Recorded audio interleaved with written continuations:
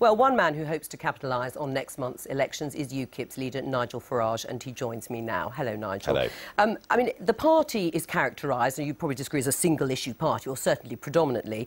You've personally been unsuccessful in contesting a Westminster seat 5 times. Your party won no seats in the general election, so there are no MPs.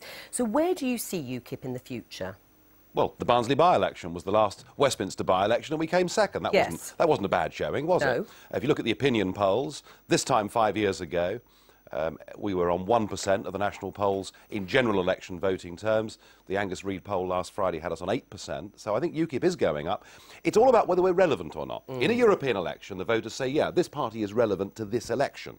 But they've been saying, well, for general elections or locals, it's not. Look, whether it's votes for prisoners, whether it's car insurance premiums for young girls, annuity rates for old men, again and again and again, we see bread and butter issues that affect people's lives, and the Westminster Parliament is now totally impotent over all these areas. So it's all well and good you calling Europe a single issue, but it's now 75% of our laws. Except, I mean, the Barnsley by-election, I accept, was an extremely successful result for you. In terms of the votes that you actually polled. But there are still no MPs. And is part of the problem the fact that at a grassroots level, you still haven't established yourselves comprehensively, like the Liberal Democrats obviously have in the past? You have 75 councillors compared to Liberal Democrats' 4,000. Is that a problem? Yeah, I mean, the party's not put enough emphasis on local elections in the past. We're now putting a big emphasis on them. We're going to field 1,600 seats in the English local elections. We are very confident of winning seats in the Welsh Assembly. We're hopeful of winning seats in the Stormont Assembly as well. So, I mean, for us, May the 5th sees us making this next step on the ladder. But you're right, we're not going to start winning Westminster seats until first we've built up district and county councillors in those areas. So you do accept you have got to build it up from the grassroots? Because, as you say, the European elections have been somewhat different. It hasn't helped you win at Westminster. No. So now there is this change of focus to concentrate on grassroots level. Very much what so. are you offering people locally? Well, we're the party that doesn't want to have politicians telling us what we can or can't do.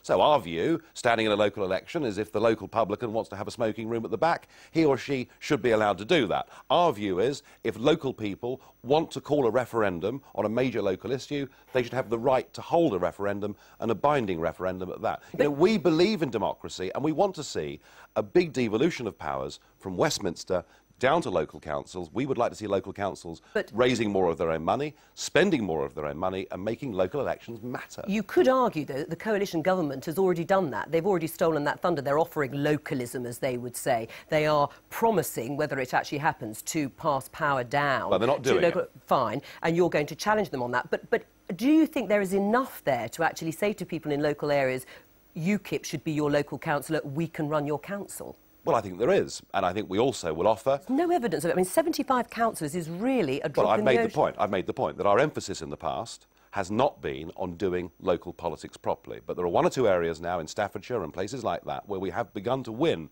district and county council seats, and I can't predict how many English seats we're going to win on May the 5th, but I think you'll see a big advance. Is it critical, this election? I mean, you could say, looking at the coalition as it stands, there is a disaffected wing of the Tory party. This really should be the election, or these should be the elections where you make huge gains, not just a step, and if you don't, is that really then... May the 5th is very important to us, and the people that are coming to us are not just disaffected Conservatives, there are disaffected Lib Dems as well coming to us, and the other big change in the UKIP vote are the number of 18 to 30-year-olds who are voting for UKIP. We need... What evidence is there of that? I mean, so you are... Opinion polling, look at any YouGov poll over the course of the last year, the biggest single rise in UKIP support is amongst young people. But you're right, May the 5th matters to us, we have to make advances, and I believe that we will. Now, what about the position on AV, on the alternative vote? Well, we think it's the wrong referendum. We should be having the referendum that everyone promised us, but we've got what we've got. I'd much rather it was on Europe or AV+. We're going to support the AV referendum on the basis that it is the first step towards proportional representation. Why weren't you on the platform there with Charles Kennedy? No, we're not grand enough to be with those people. So you weren't asked, or Lord, you said no? No, and I wouldn't have expected to be asked. No, remember, they are all the political class. They're virtually identical to each other. We are not the political class. We're not welcome in their company, and that's fine by me. When Dave Wooding, how do you see the prospects for UKIP? Well, you just raised the point yourself, Nigel. You are seen as a one-issue party, Europe, and you're going from the big beast of Europe to the very tiny town halls with their old gas lamps. And I'm just wondering what you can do on a local level to appeal to ordinary voters who will look at this on local issues. Perhaps they're looking at it on the government, the coalition, as a verdict on them. But you're going to have to come up with some gift for these people to want to back you. What have you got locally? Well, I think the idea, I mean, look, UKIP's real single issue is democracy. We believe in democracy. But that's not a tangible thing. Well, I think it is. Look, for local people. Let me give you an example. In West Norfolk, there was a referendum the other day on whether a local incinerator would be built. 92% of people, on a 61% turnout, said no to the incinerator. The local Tory council have said, thank you very much, we're going to ignore you. We want to push this idea that local democracy matters and that local people should be able to have a say on their area. I reckon that's pretty powerful. The problem I always see it with UKIP, if you compare them to the Greens, if you know, because they're small parties, but you know, I think we're about 4 times the size of them. But okay, anyway. okay, but let's take you both as a kind of as the minor parties. Well, I don't know about that either. Never mind. Let's forget the semantics of the terminology. Yes, make your point. If you look at the Greens, then at a local, you know, they've got huge issues, as you have, but at a local level, there's a lot they can do locally. There's a lot of kind of fine-tuning that they have the power to kind of bring in. So you would vote for a local councillor if you believed in the Greens, even if you knew they didn't have any chance of having a majority in Parliament. But the way I see UKIP, even if you agreed with, I mean, you know, I'm sure many people do, even if you agreed with UKIP's principles, you would think these are never going to be enforceable without a complete sea change. So there's no point voting at any level.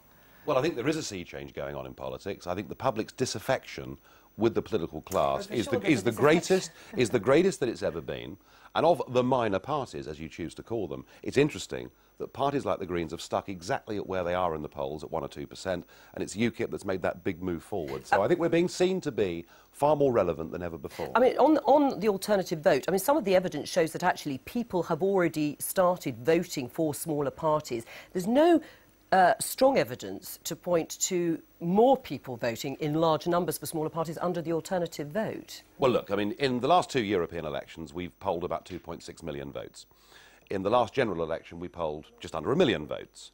The commonest thing we hear as UKIP is, look, we'd love to vote for you, but if we vote for you, it's a wasted vote. Under AV, that disappears. They can vote with their conscience first, and then they can vote tactically with their second vote. So I think our number of first preferences would really quite surprise people. All right, Nigel Farage, thank you very much.